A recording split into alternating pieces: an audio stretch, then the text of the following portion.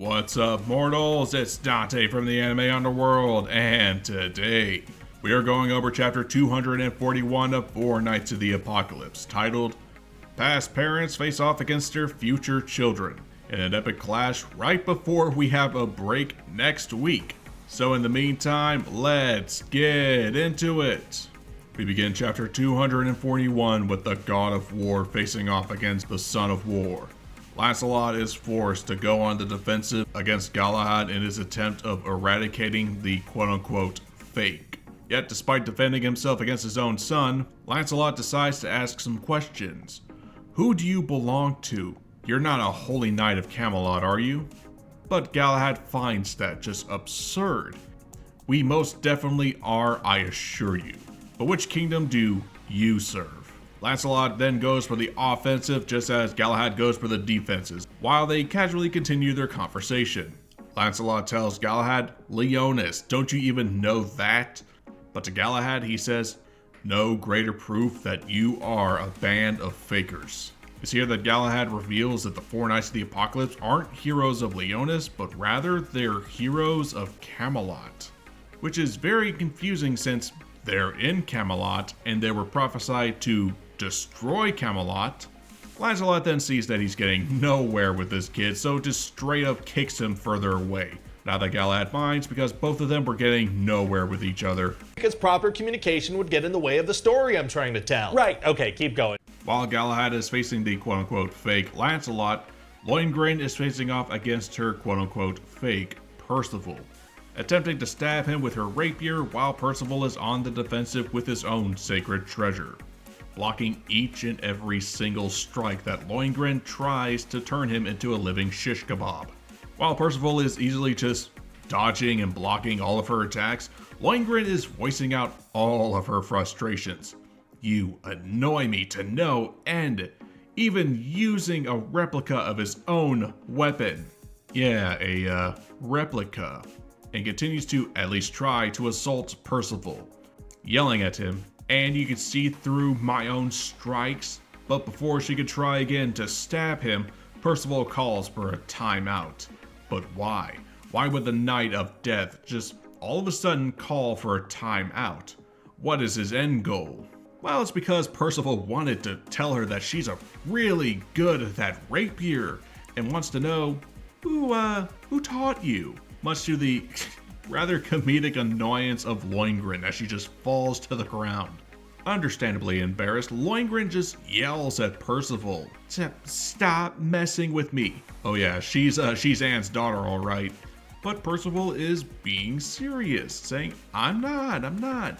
I'm genuinely impressed. So, I got curious. Well, at least he's being honest.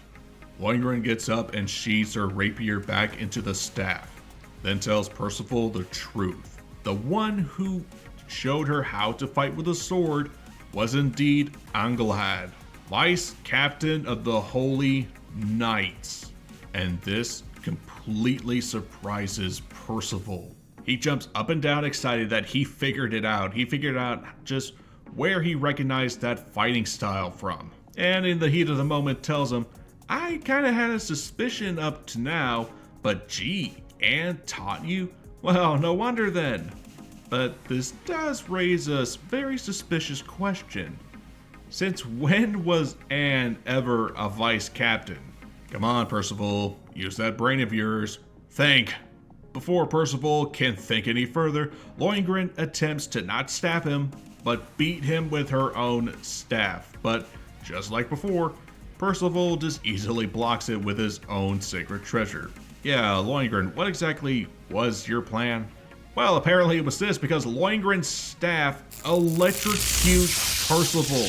Yes, the hilt of her sword is actually the equivalent of a stun gun, as the Holy Grail Knight attacks with stun beat. It's here that we find out that not only was Lohengrin trained by Anne to fight like her, but she also carries this magical sword cane, kind of like Chandler, called Thunder God's Sword Staff. And she is not happy with Percival. Anne, you will not refer to her so informally. But this raises a very important question. Where is her brother? Well, we don't have to worry for long because Lohengrin calls out to her half-brother Kardiez. Car, now! And this freaks Percival out, wondering where exactly his future son is, but unfortunately for him, Kardiez sees him and says, "May the gods punish him." And from a distance, attacks with Bow of the Sacred Tree, launching an arrow at the Knight of Death.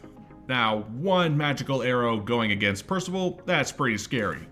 But when said arrow multiplies into an entire volley of arrows, this was Percival's reaction.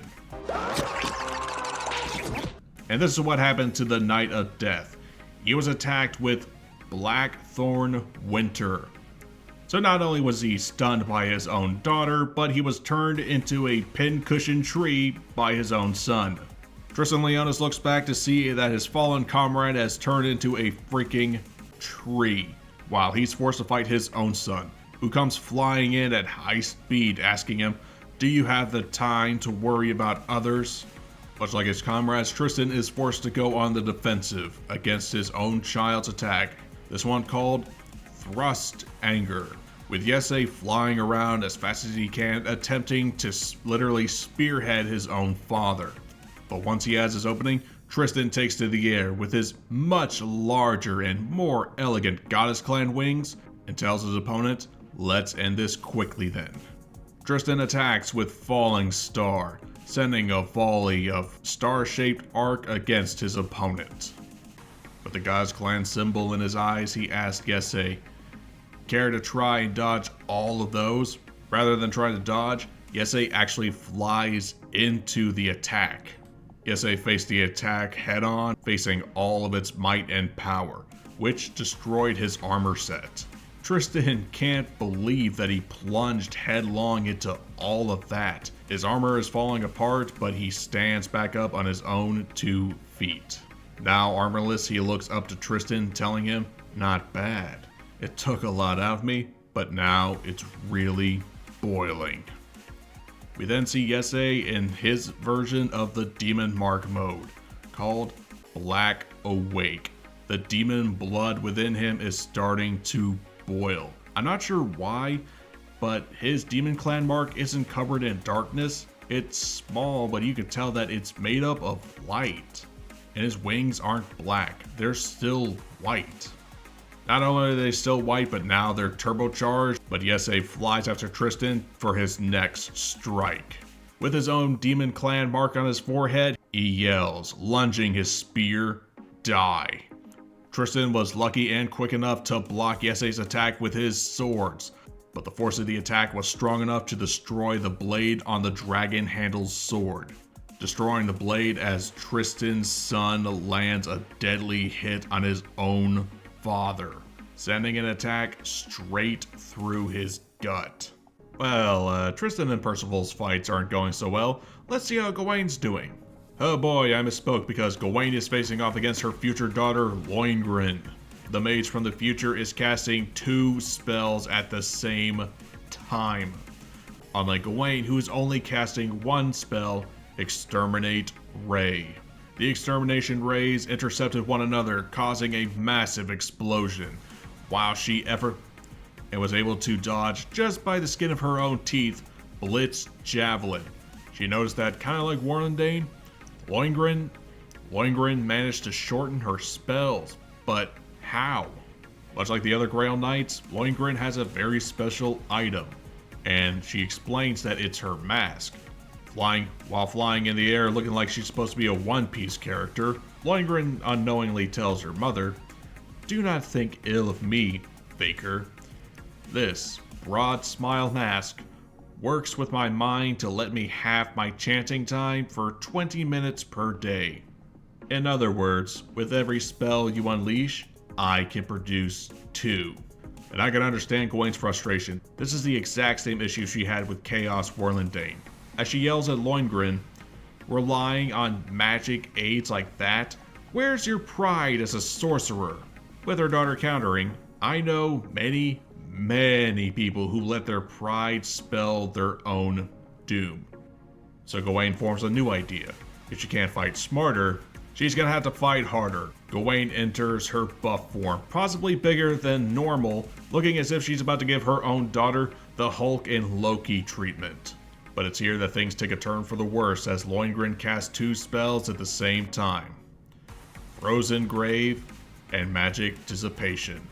I was frozen today! Before Gawain can land a single hit, Lohengrin encases her mother within a solid block of ice. Now, this shouldn't be an issue for Gawain because she's a fire user. She could just use Dawn to melt the block of ice, right? But much to Gawain's horror, her magic is actually dissipating from her body. She, a fire user, is incapable of melting the ice. She is forced to watch her opponent prepare to cast her next spell, her finishing move, but not before telling the quote-unquote fake, "You will atone in the afterlife for staining the hero's name with your treachery." Just like the other 3 knights, Gawain is defeated. But unlike Percival and Tristan, her body is gone. It is erased. Kind of reminded me about Black Clover's insane spatial magic, how it was able to erase everything. It's then that Lancelot finds out that he is the only one left still standing. Gawain has been erased, Percival has been turned into a tree of agony, and Tristan was given the Vlad the Impaler treatment. And that is how we end chapter 241. 3 of the 4 knights are supposedly defeated, and all hope remains on Lancelot defeating not just his own son, but their children as well. Can Lancelot take them all on by himself? A little reminder, we are on break next week. I may or may not do a video. I could just take a break. But I want to go over chapter 241. This chapter showed that there is a lot more to these kids than we initially thought. Imagine if the Grail Knights fought as seriously here as they did when we first met them. That first encounter could have gone a whole lot worse. My favorite part of this chapter has to be Ysaye in his, I guess, light demon clan mode? I don't know, because many online are saying that this is just the equivalent of the demon clan mark, but replacing the dark attribute with light. Same strength, speed, and power, just a different attribute.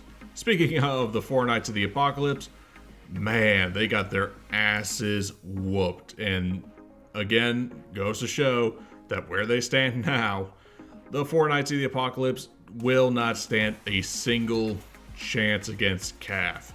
Even if they make it to Leonis so dubs can make their weapons for them, power level wise, they are just not there. They're nowhere near 7 Deadly Sins level yet. Still, we're gonna have to wait and see what is in store for us in chapter 242. We may or may not be on break next week, I'll let you know. And stay tuned for more content coming your way very soon. If you love 7 Deadly Sins and 4 Knights of the Apocalypse material, hit that like button, subscribe to the channel for more content coming your way in the future. This has been Dante from the Anime Underworld, and I'll see you mortals later.